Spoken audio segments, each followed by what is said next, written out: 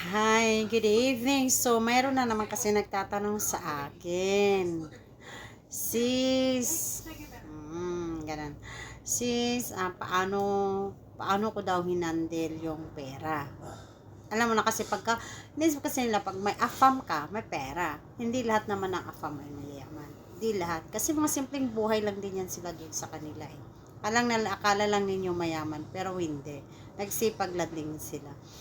So, ngayon, syempre, before kami nagkakilala ni Tony is, meron na, di ba? Alam naman niyo yun, meron na akong business. Meron na akong bridal shop. So, doon ko binubuhay ang mga anak ko, doon ako kumukuha ng mga pang-expenses namin everyday. So, at that time, nakakaraos naman ako. Hanggang sa namit ko nga itong si asawa. Hanggang sa nagsuporte siya sa akin.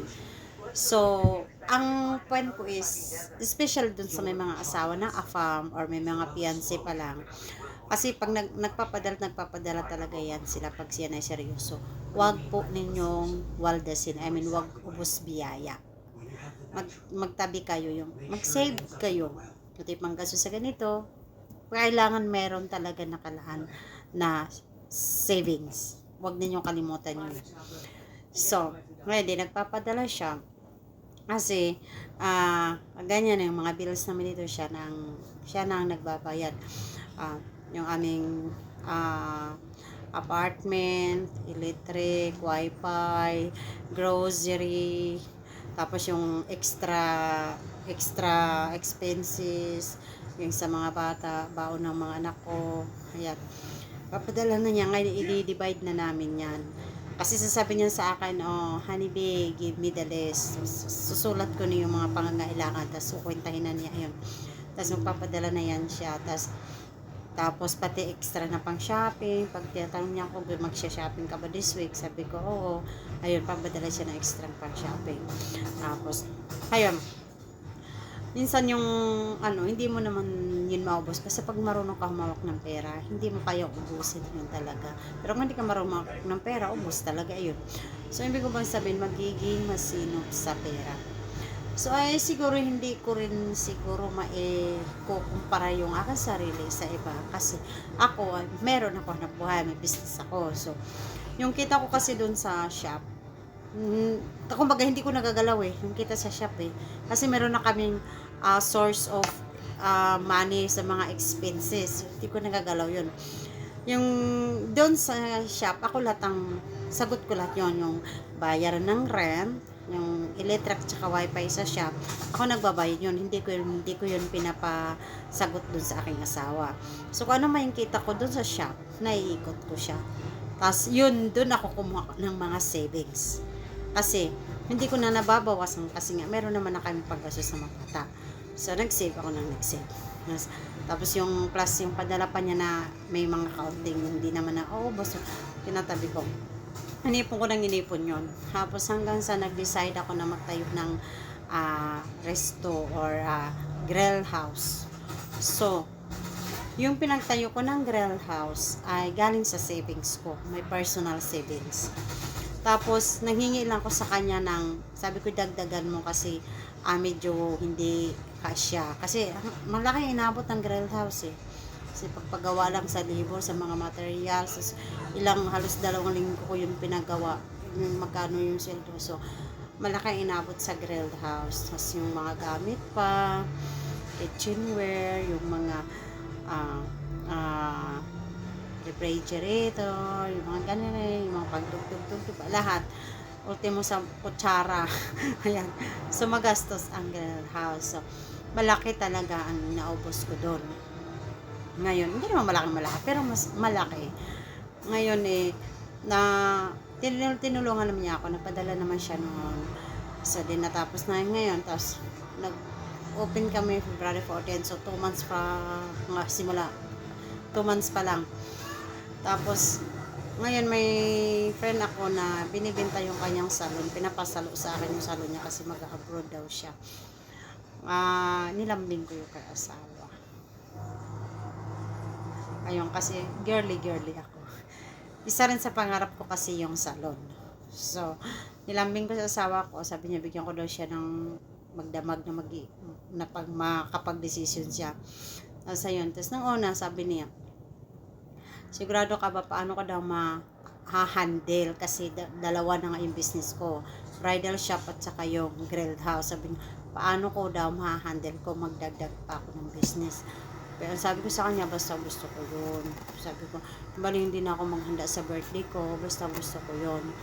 Tapos siya ay ayaw niya na malungkot ako, ayaw nang hindi ako kumikibo, yung malungkot talaga kasi yun nga, gusto ko nga kasi dream ko rin yun. So malungkot ako, kunwari lang ako okay, tapos nakita niya na talagang di pinsan malungkot ako, tapos hindi na ako kumikibo, ganun, hindi ako kumikibo.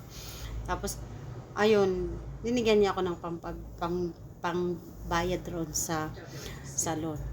At diyan natin nga pala makikita na kung talaga yung asawa natin kung gaano tayo kamahal, at saka ayaw niya na tayo yung malungkot.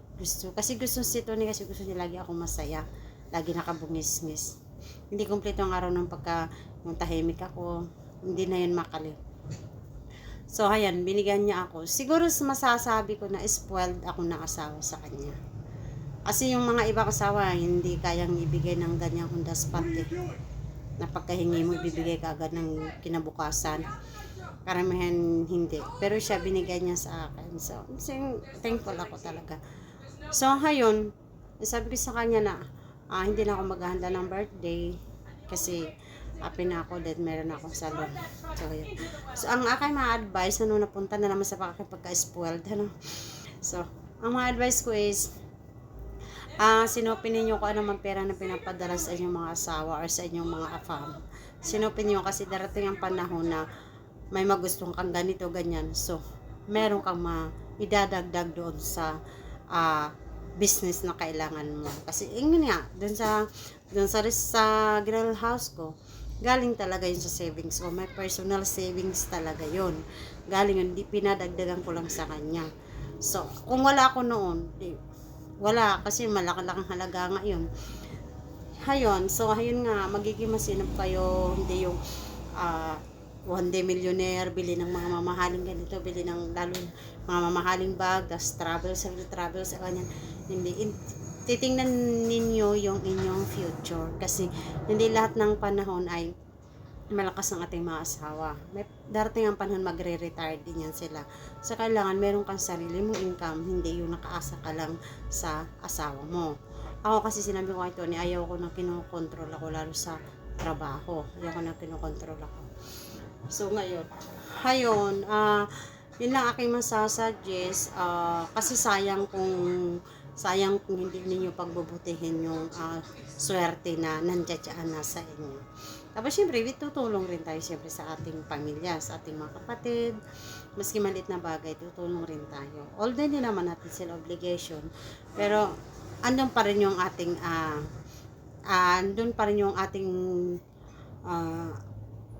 bilang magkakapatid, nandun pa rin yung ating obligation. Obligation ba? Nandun pa rin yung ating puso na tumulong sa kanila. Hindi naman yan maiiwasan, ano. So, ayun na aking makukuhaan. Ayun lang sis, yung sa nag-message sa akin na gamitin lang ng maayos ang pera. Ang kasi ganun, hindi ako yung nagsha-shopping ng linggo-linggo. Hindi, nagsha-shopping lang ako minsanan lang. Kasi ako talaga, tuwing sweldo ni Tony, binibigyan niya ako ng pang-shopping. Ganito, ganyan.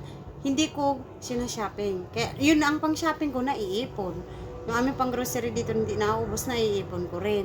So, ganun ang nangyari. Kaya, nasisave ko siya. Yun na yun, nagagamit ko sa iba talaga na kailangan ko ng pera. Yun nga, pinantatay ko na. Doon ko nagagamit. Bukod pa din sa sarili kong savings. Kasi doon sa aking bridal shop, hindi ko na nagagalaw kung ano yung kita ko doon, natatabi ko talaga. Kasi, meron na naman kayong panggastos padala ng asawa ko. So, doon ako nakakatabi ng malaking savings doon sa aking bridal shop. Kasi, buong buo ko siya natatabi. Babawas na ako doon ng pambayad sa bill, bayad sa rent, kuryente at wifi. Tapos yung iba, pinapasok ko na sa savings. So, ganun. Kaya magiging masino. Bye-bye!